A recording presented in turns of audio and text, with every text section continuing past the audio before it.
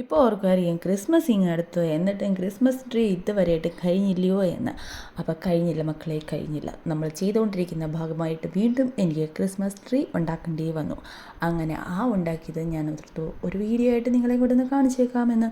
അപ്പം ഞാൻ എടുത്തിരിക്കുന്ന ക്രേപ്പിൻ്റെ പേപ്പർ ഉണ്ടല്ലോ, അതാണ് നമ്മൾ ക്രാഫ്റ്റൊക്കെ ചെയ്യാനായിട്ട് യൂസ് ചെയ്യുന്ന ക്രേപ്പ് പേപ്പർ ഉണ്ടല്ലോ, അത് വെച്ചാണ് നമ്മുടെ ഇന്നത്തെ ഈ ഒരു ക്രിസ്മസ് ട്രീ.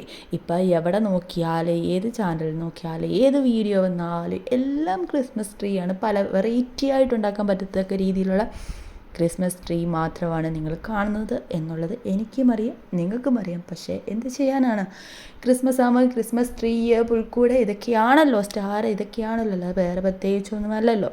അപ്പോൾ പിന്നെ ക്രിസ്മസ് ട്രീ തന്നെ നമുക്ക് വീണ്ടും ഉണ്ടാക്കാം എന്ന് ഞാൻ വിചാരിച്ചതല്ല. സത്യത്തിൽ എൻ്റെ ഒരു പ്ലാനിന് എനിക്ക് ക്രിസ്മസ് ട്രീ ഇനി ഉണ്ടാക്കണമായിരുന്നു. അങ്ങനെ ഞാൻ ഉണ്ടാക്കിയതാണ് നിങ്ങൾ ഇപ്പോൾ ഈ കണ്ടുകൊണ്ടിരിക്കുന്നത്. അപ്പം നമ്മുടെ ക്രേപ്പ് പേപ്പറിലാണ് ഈ ചെയ്തുകൊണ്ടിരിക്കുന്നത്. അപ്പോൾ ഈ വീഡിയോ കാണുന്നവർ എന്തായാലും കാണുമല്ലേ, ആ കൂടെ ഒന്ന് ലൈക്ക് കൂടെ ഒന്ന് അടിച്ചേരുന്നേ. അതേപോലെ തന്നെ സബ് ചെയ്യാതെ കാണുന്നതെങ്കിൽ ഒന്ന് സബ്സ്ക്രൈബും കൂടെ ചെയ്ത് തരും, പാവമല്ലേ, ജീവിച്ചു പോട്ടെന്നേ. അപ്പോൾ എനിവേ ഇതുണ്ട് നമ്മുടെ ക്രേപ്പ് പേപ്പർ ഇതുണ്ട് ഇതേപോലെ ഒന്ന് ഞണ്ണമായിട്ട് എടുത്തിട്ടുണ്ട്. എന്നിട്ട് ഇതുണ്ട് ഇങ്ങനെ മടക്കി വെച്ചിട്ടായിരുന്നു ഞാൻ ഇങ്ങനെ കട്ട് ചെയ്തെടുത്തത്. എന്നിട്ട് ഇതിനെ ഇങ്ങനെ നിവർത്തപ്പോഴത്തേക്കിന് എന്താ ഒരു സുഖം, നല്ല രസമായിരുന്നു കേട്ടോ നിവർക്കാനായിട്ട്. അങ്ങനെ ഇതെല്ലാം കൂടെ നിവർത്തെടുത്തിട്ടുണ്ട്. ഇങ്ങനെ തന്നെ കാണാൻ നല്ല ഭംഗിയില്ലേ. അപ്പോൾ പിന്നെ ട്രീയുടെ കാര്യം പിന്നെ പറയേണ്ട കാര്യമില്ലല്ലോ. പിന്നെ പേപ്പർ കോൺ ഉണ്ടാക്കാൻ എല്ലാവർക്കും അറിയാമല്ലോ.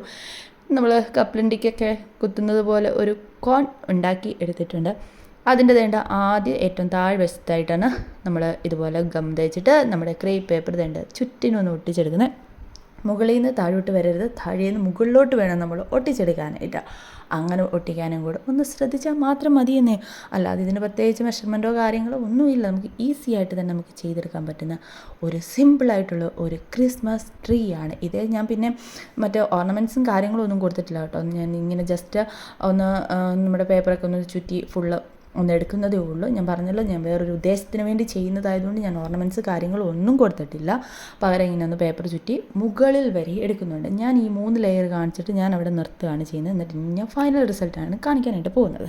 അപ്പോൾ ഫൈനൽ റിസൾട്ടിൽ ഞാൻ ആദ്യമേ ലൈറ്റൊന്നും കൊടുക്കാതെ സിമ്പിളായിട്ടുള്ള രീതിയിൽ നമ്മുടെ ഓർണമെൻറ്റ്സ് ഒന്നും ഇല്ലാതെ സിമ്പിളായിട്ടുള്ള രീതിയിൽ ഞാനൊന്ന് കാണിക്കുന്നുണ്ട്.